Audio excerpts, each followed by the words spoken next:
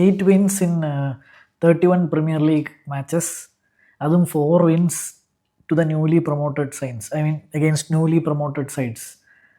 ലാലേട്ടൻ big boss ചോദിക്കുന്ന ഒരു റീലിൻ്റെ പോലെ എന്ത് തോന്നുന്നു നിങ്ങൾക്കിതിനെ? നാണുണ്ടോ നിങ്ങൾക്ക് എന്ന് ചോദിക്കുന്ന പോലെ ആണ് അമോറിമിനോട് എനിക്ക് ചോദിക്കാനുള്ളത്. ഇതിൽ അമോറിമിനെ കുറ്റം പറയുന്നതിന് മുന്നേ മെയിൻലി എനിക്ക് കുറ്റം പറയാനുള്ളത്, ഞാൻ കഴിഞ്ഞ വീഡിയോയിൽ ഇനിയോസിൻ്റെ നെഗോസിയേഷൻസിനെ പറ്റി പറഞ്ഞു. അപ്പോൾ അതിൽ മെയിനായിട്ട് വേറൊരു സാധനമുണ്ട്, ഫുട്ബോളിംഗ് ഡിസിഷൻസ് എന്ന് പറയുന്ന സാധനത്തിനെ പറ്റി ഞാൻ മിണ്ടിയില്ല. കാര്യം മാനേജർ സെലക്ഷൻസിൽ ഇനിയോസ് പറ്റ പരാജയമാണ് അക്കോർഡിംഗ് ടു മീ. എന്താണെന്ന് വെച്ച് കഴിഞ്ഞാൽ ഇനിയോസിൻ്റെ സ്പോർട്ടിംഗ് ടീമിൻ്റെ ഉള്ളിൽ തന്നെ ടെൻഹാഗിനെ വെക്കണോ വേണ്ടോ എന്ന് FA കപ്പ് പഠിച്ചതിന് ശേഷം ഡിസ്കഷൻസും ഇതൊക്കെ ഉണ്ടായിട്ടുള്ളതാണ്. അപ്പം ആദ്യത്തെ റോങ് ഡിസിഷൻ ടെൻഹാഗിനെ അവിടെ നിർത്തിയതാണ്. ഇപ്പം ഫോർ എക്സാമ്പിൾ സ്പർസിനെ എല്ലാവരും കളിയാക്കുന്നത് തോമസ് ഫ്രാങ്കിനെ കൊണ്ടുവന്നു. ഞാൻ പറഞ്ഞു അതാണ് ഏറ്റവും നല്ല ഡിസിഷൻ. അവർ കുറേ കാലം കൂടി കപ്പ് തന്ന ആൻജനെ ഇമോഷൻ വെച്ചിട്ടൊന്നുമില്ല. കൃത്യമായ സ്പോർട്ടിംഗ് ഡിസിഷനാണ്. അവർക്ക് അറിയാം 16th ഫിനിഷ് ചെയ്ത പ്രീമിയർ ലീഗ് ഫിനിഷ് ചെയ്ത ഒരു മാനേജർ അടുത്ത സീസണിൽ ലീഗിൽ 16th തന്നെ ഫിനിഷ് ചെയ്തേക്കാം. ലീഗിൽ ഒരു തരത്തിൽ ഇമ്പ്രൂവ്മെൻറ്റും കാണിക്കാത്തത് കൊണ്ട് അവർ സാക്ക് ചെയ്തു. അവർക്കൊരു കാലങ്ങളായി ട്രോഫി ഇല്ലാത്തൊരു ടീമിന് ട്രോഫി അടിച്ചു കൊടുത്ത ഒരു മാനേജറിനെ സാക്ക് ചെയ്ത് തോമസ് ഫ്രാങ്കിനെ പോലൊരു മാനേജറിനെ കൊണ്ടുവന്നു. തോമസ് ഫ്രാങ്ക് എന്തായാലും ഇവിടെ ക്ലിക്കാവുന്നുമുണ്ട്. തോമസ് ഫ്രാങ്ക് വളരെ നല്ലൊരു മാനേജറാണ്. പ്രീമിയർ ലീഗ് ക്വാളിറ്റിയുള്ള ബ്രൺഫോർഡിനെ പോലെ ഏറ്റവും ലീസ്റ്റായിട്ട് സ്പെൻഡ് ചെയ്യുന്ന ഒരു ക്ലബ്ബിൽ നല്ല രീതിക്ക് ഫുട്ബോളിംഗ് സിസ്റ്റംസ് കാഴ്ചവെക്കുന്ന ഒരു പ്രാഗ്മാറ്റിക് ആയിട്ടുള്ളൊരു മാനേജറാണ്. അപ്പം ആദ്യത്തെ പ്രശ്നം എന്ന് വെച്ച് കഴിഞ്ഞാൽ ഇനിയോസിൻ്റെ പ്രശ്നം എന്താ, ടെൻഹാഗിനെ നിലനിർത്തി. അതും വേറെ പ്ലാൻസ് ഒന്നും ഇല്ലാതെ. അതായത് ടെൻഹാഗ് എനിക്ക് മനസ്സിലായിടത്തോളം അതാണ്. അതായത് ഇതുവരെ ഉള്ളതാണ് ഞാൻ പറയുന്നത്, ഇതുവരെ കണ്ടത് വെച്ചിട്ട് എനിക്ക് മനസ്സിലായതാണ്. ഞാനിത് വേറെ ട്വിറ്റർ തിയറീസിലോ പോയോ ഒന്നുമല്ല. ഇതെല്ലാം എൻ്റെ തിങ്കിങ് കേപ്പബിലിറ്റി വെച്ച് ഞാൻ ചെയ്തില്ല. Correct me if I M wrong. എനിക്ക് പ്രശ്നമൊന്നുമില്ല. കമൻറ്റ് സെക്ഷനിൽ നിന്ന് എന്ത് വേണം നിങ്ങൾ പറഞ്ഞു. പക്ഷേ എന്ന് വെച്ച് കഴിഞ്ഞാൽ ടെൻഹാഗിനെ നിലനിർത്തിയത് മണ്ടൻ തീരുമാനമായിരുന്നു. Without any backup options to be very fair. And അമോറിമിനെ കൊണ്ടുവന്നത് അമോറിമിനോട് എനിക്കൊരു വിരോധമില്ലായിരുന്നു. ഓക്കെ, ഇപ്പോഴും വലിയ വിരോധമൊന്നുമില്ല. അയാൾ പെട്ടുപോയതാണ്. കാര്യം എന്താണെന്ന് വെച്ച് കഴിഞ്ഞാൽ ഞാൻ എപ്പോഴും പറയുന്നൊരു നല്ല വെൽ റൺ ക്ലബ്ബെന്ന് ഞാൻ കാണുന്ന ഒരു ക്ലബ്ബാണ് ലിവർപൂൾ. ഇപ്പോൾ അമോറിമിനെ കൊണ്ടുവരാൻ സമയത്ത് പോലും ഞാൻ വിചാരിച്ചിരുന്ന ലിവർപൂൾ നോക്കിയൊരു മാനേജറാണല്ലോ, ക്വാളിറ്റി ഉള്ളതായിരിക്കും എന്തായാലും എന്ന് വിചാരിച്ചത്. അപ്പം അതിൻ്റെ ബേസ് ചെയ്ത് ഒരുപാട് സ്പെക്കുലേഷൻസ് ഇങ്ങനെ പോകുന്നുണ്ടായിരുന്നു. എന്തുകൊണ്ടാണ് അമോറിമിനെ പിന്നെ ലിവർപൂൾ എടുക്കാത്തതെന്നൊക്കെ. അതിൽ കുറേ പേര് മറ്റേ വെസ്റ്റ് ഹാമുമായിട്ട് ഇതിൻ്റെ ഇടയിൽ പാരലലി ടോക്സ് നടന്നു, അതുകൊണ്ടൊക്കെയാണ് ഡിസ്റെസ്പെക്ട്ഫുള്ളായിട്ട് തോന്നിയെന്നൊക്കെ പറഞ്ഞാലും അതിലൊരു കോൺസ്പിറസി കറക്റ്റാണ്. എന്താണ്, എനിക്ക് തോന്നുന്നു ഇയാൾ അടവൻ്റായിരുന്നു. 3 ബാക്കിലെ കളിക്കുള്ളൂ, എൻ്റെ സിസ്റ്റം മാറ്റില്ല.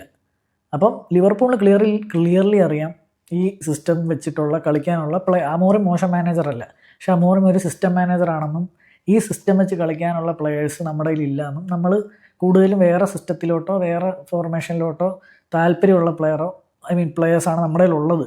അപ്പോൾ അങ്ങനെ ഒരു മാനേജറിനെ സ്കൗട്ട് ചെയ്താൽ മതിയല്ലോ എന്ന് പോയാണ് ആർനെ സ്ലോട്ടിനെ സ്കൗട്ട് ചെയ്തതെന്നാണ് ഞാനിപ്പോൾ വിശ്വസിക്കുന്നത്. പക്ഷേ നമ്മൾ മണ്ടന്മാർ വളരെ ഈസിലി ഒരു ലേമാൻ പെർസ്പെക്റ്റീവ് പറഞ്ഞു കഴിഞ്ഞാൽ, നിങ്ങളൊരു ഹോട്ടൽ ഉടമയാണ്, നിങ്ങളുടെ ഹോട്ടലിൽ നിങ്ങൾക്ക് വിൽക്കേണ്ടത് ചിക്കൻ ബിരിയാണിയാണ്. പക്ഷേ അപ്പോൾ നിങ്ങളുടെ കയ്യിലുള്ള ഇൻഗ്രീഡിയൻസ് എല്ലാം ചിക്കൻ ബിരിയാണി വെക്കാനുള്ളതാണ്. ഓക്കെ, അതേസമയം ലിവർപൂൾ ലിവർപൂളാണ് ഈ ഹോട്ടൽ ഉടമയെന്ന് വെച്ചാൽ ലിവർപൂൾ ചിക്കൻ ബിരിയാണി വെക്കാൻ പറ്റുന്ന ഒരാളാണോ നിങ്ങൾ എന്ന് അമോറിമിനോട് ചോദിച്ചപ്പോൾ ഇല്ല, എനിക്ക് പൊറോട്ടയും ബീഫും മാത്രമേ ഉണ്ടാക്കാൻ അറിയുള്ളൂ എന്ന് പറഞ്ഞു. അപ്പോൾ നമ്മുടെ കയ്യിൽ പൊറോട്ടയും ബീഫിനുള്ള ഇൻഗ്രീഡിയൻസ് ഇല്ല, നീ വേറെ എവിടെയെങ്കിലും പോയി പൊറോട്ടയും ബീഫും ഉണ്ടാക്കും, ഞങ്ങൾ ചിക്കൻ ബിരിയാണി ഉണ്ടാക്കുന്ന ഒരു ഷെഫിനെ കൊണ്ടുവരാമെന്ന് പറഞ്ഞ് ആർനെ സ്ലോട്ടിനെ കൊണ്ടുവരുന്നു. ഇതേ ആവശ്യങ്ങൾ തന്നെയാണ് യുണൈറ്റഡിനുള്ളത്. യുണൈറ്റഡിന് ഒരു ചിക്കൻ ബിരിയാണി ഉണ്ടാക്കാനുള്ള ഇൻഗ്രീഡിയൻസ് ഉണ്ടായിരുന്നു, പക്ഷേ ഇല്ല, പൊറോട്ടയും ബീഫും മാത്രം ഉണ്ടാക്കാൻ അറിയുന്ന ഒരു ഷെഫിനെ അങ്ങ് കൊണ്ടുവന്നു. ഇൻഗ്രീഡിയൻസ് ഒന്നും ഇല്ലെന്നും പറഞ്ഞ് ഓരോരുത്തരെയായിട്ട് വാങ്ങി കൊടുത്തു. ഒരു ടീം മൊത്തത്തിലൊരു മാനേജറിൻ്റെ സിസ്റ്റത്തിന് വേണ്ടി മാറ്റുക എന്ന് പറയുന്നത് കുറച്ച് ടഫാണ്. അത് 1-2 ട്രാൻസ്ഫർ കൊണ്ട് പറ്റില്ല, അത് ക്ലിയർലി എവിഡൻ്റ് ആണ്.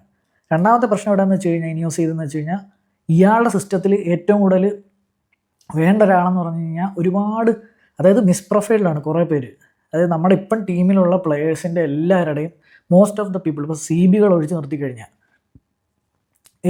അതായത് എവിടെയാണോ ഒരു പ്ലെയറിനെ ഇട്ടാൽ ഏറ്റവും കൂടുതൽ ഔട്ട്പുട്ട് കിട്ടുന്നത് അവിടെ അല്ല ഒരു പ്ലെയറിന് കിട്ടുന്നത്. അത് സിസ്റ്റത്തിൻ്റെ പ്രശ്നമാണ്.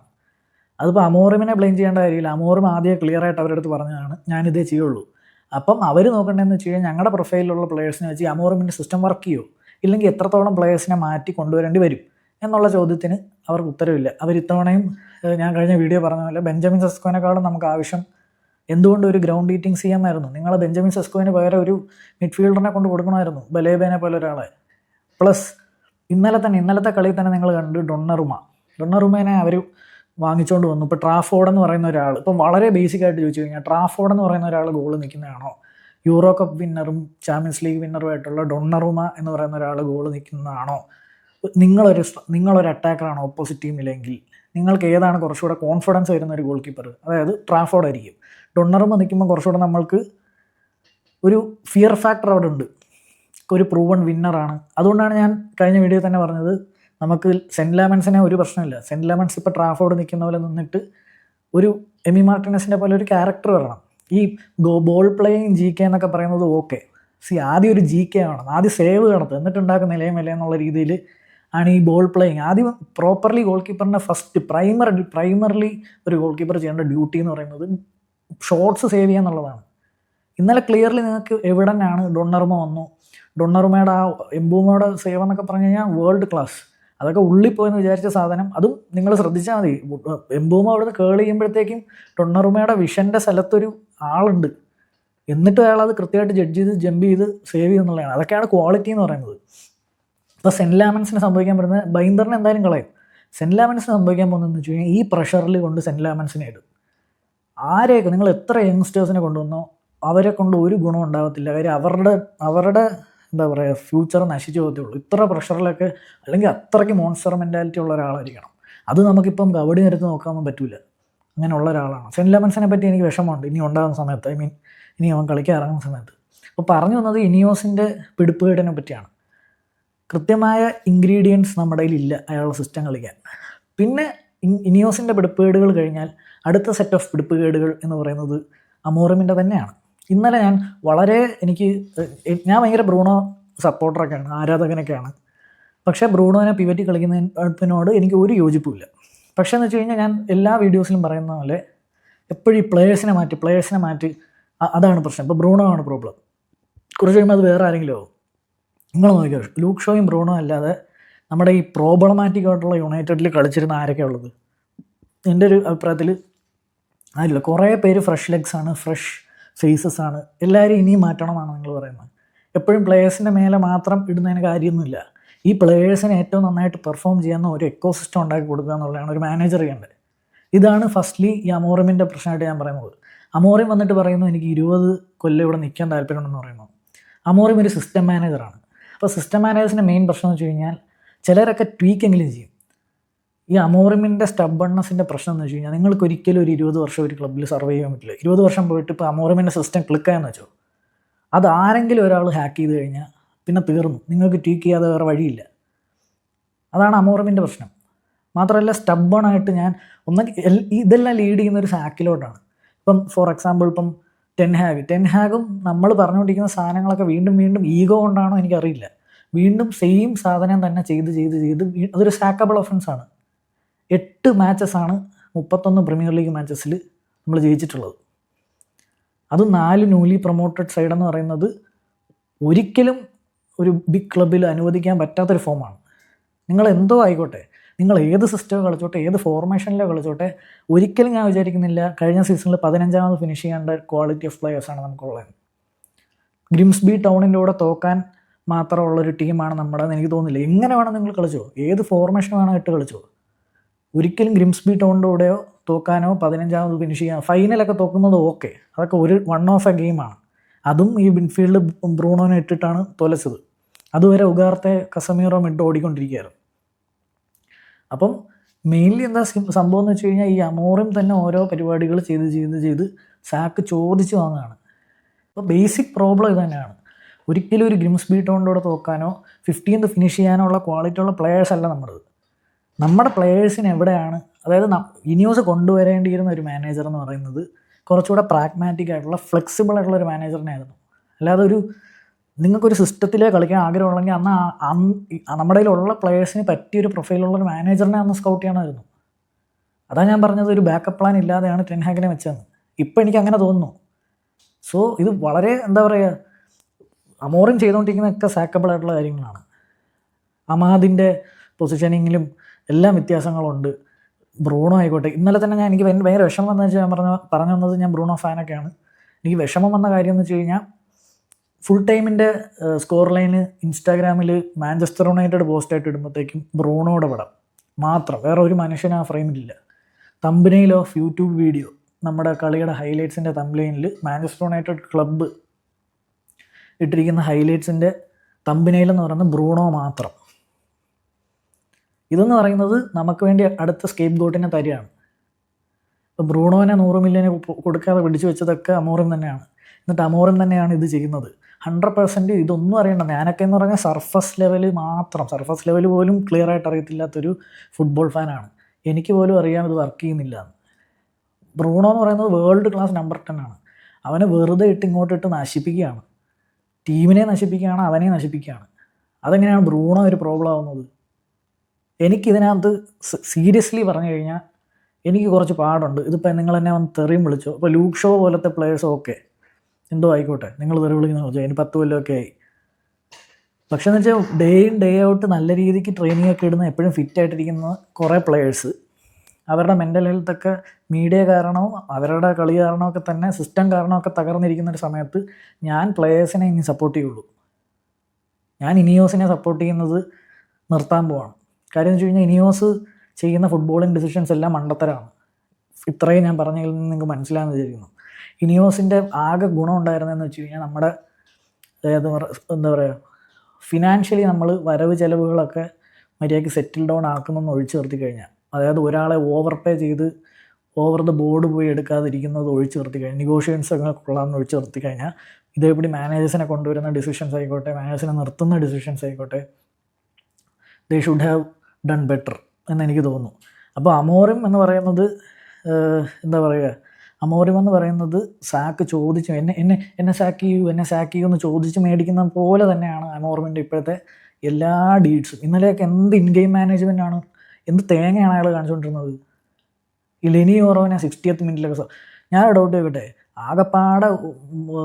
ആകെ പ്രീമിയർ ലീഗ് മാത്രം നമ്മൾ കളിക്കുന്നുള്ളൂ, എന്തിനാണ് ഈ റെസ്റ്റ്? അല്ലെങ്കിൽ ഇത്രയും ഫിറ്റ് ആവാതിരിക്കാൻ പ്ലേയേഴ്സിന് എന്താ പ്രശ്നം?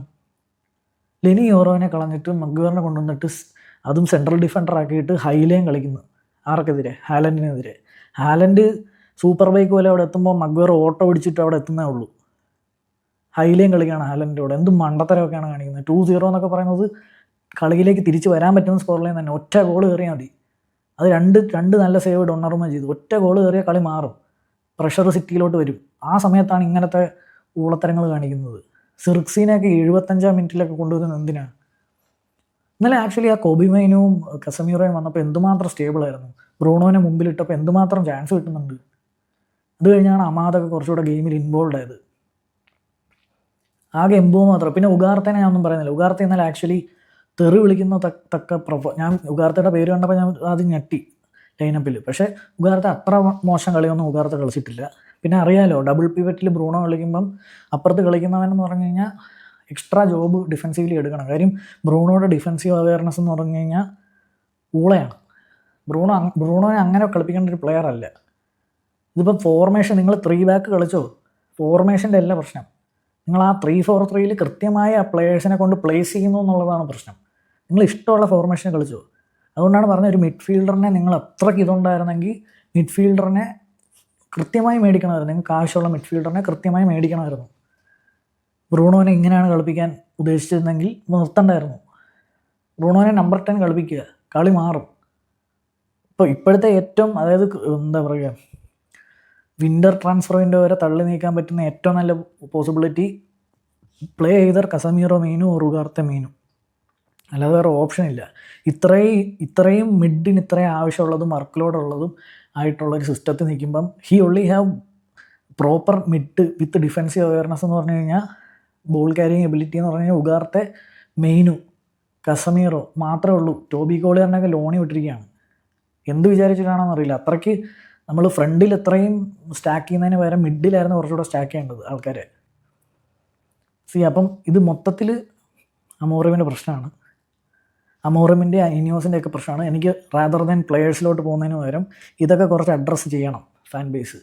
ഇതൊക്കെയാണ് അഡ്രസ്സ് ചെയ്യേണ്ടത്. ടേണിങ് ഇൻ ടു പ്ലെയേഴ്സ് നമുക്ക് പറ്റും. നമ്മൾ ഒരുപാട് പ്ലേയേഴ്സിനെതിരെ ടേൺ ഇൻറ്റു ചെയ്തിട്ടുണ്ട്. ആകെ ഇനിയിപ്പോൾ ആരാ, മഗ്വയർ, ഡെലോട്ട്, ഷോ, ബ്രൂണോ, ഇവരെല്ലാം ഇനി പോവുള്ളൂ. ബാക്കി എല്ലാവരും പുതുമുഖങ്ങളല്ലേ ഒരു കണക്കിന് നോക്കിക്കഴിഞ്ഞാൽ. ആരാണ് പഴയ ടീമിൽ നമ്മൾ തെറി വിളിച്ചുകൊണ്ടുവന്ന ടീമിലൊക്കെ ഉള്ളത്? വേണമെന്ന് വെച്ച് കഴിഞ്ഞാൽ ഇങ്ങനെ പ്ലേയേഴ്സിനെ മാറ്റിക്കൊണ്ട് തന്നെ ഇരിക്കാം.